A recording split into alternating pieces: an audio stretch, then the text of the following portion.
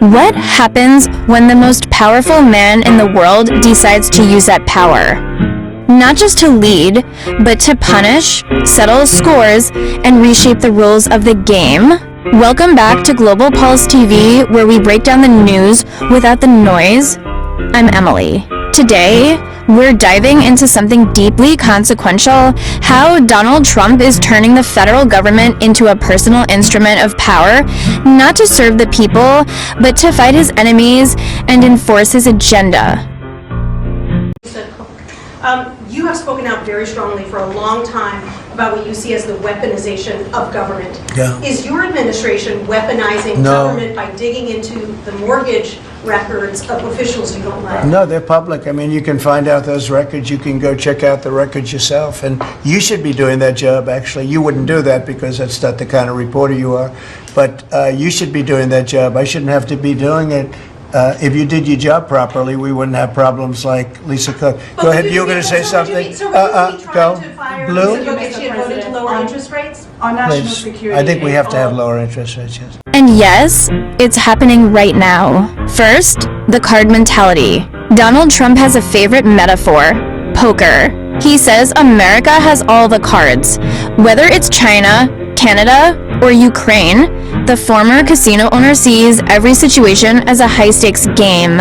And now in his second term, he's playing with a full deck, using the US government itself as a weapon. From universities to media outlets, from prosecutors to mayors, if you're not on Trump's team, you may be on his target list. But how did we get here, and how is he doing it? Second, power taken or earned. Let's be clear. Every president uses executive power.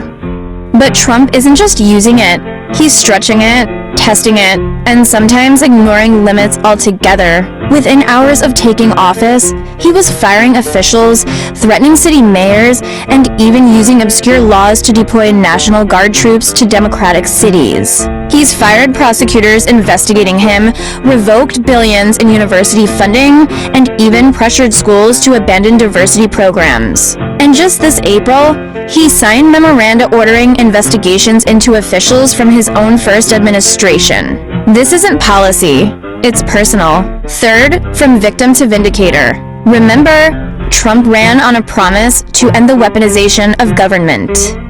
He said he was the victim of a corrupt deep state and vowed to drain the swamp. But now, he's flipped the script. If you go after me, I'm coming after you. That's what he posted on Truth Social in 2023. And he meant it.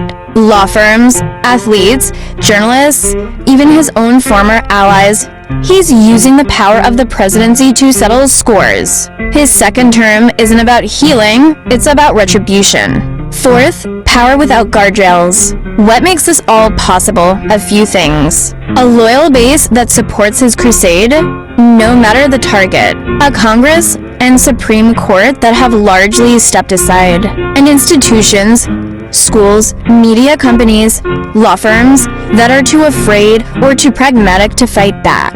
One sociologist called it weaponizing the state to win the culture war. And Trump?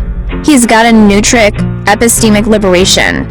Basically, he says what he wants, even if it's not true, and it works because truth has become optional in this era of political tribalism. So, where does this leave us? In a moment where truth, law, and power are being rewritten in real time. If you found this analysis helpful, give it a like, share it, drop your comments, and don't forget to subscribe. Bye for now.